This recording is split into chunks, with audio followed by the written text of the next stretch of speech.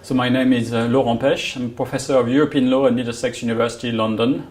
My area of expertise, if I have to summarize it quickly, is essentially the rule of law, the meaning and scope of the rule of law in the European legal space, and threats to the rule of law in the same legal space.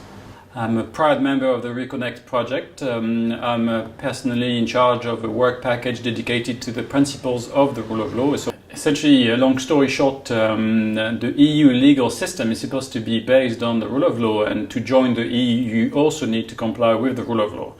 There has been, however, some debate, and this is nothing new, but for quite some time, legal scholars, but also political scientists, social scientists, have been discussing or have been engaged in a debate about the meaning and the scope of the rule of law.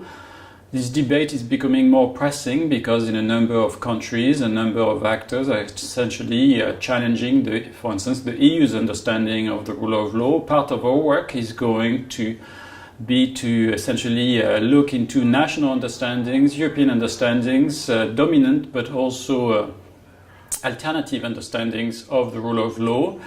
And in addition to that, we're also going to try to also investigate or research how the rule of law is perceived and understood by the public at large, by citizens at large in many different countries with many different traditions, many different languages.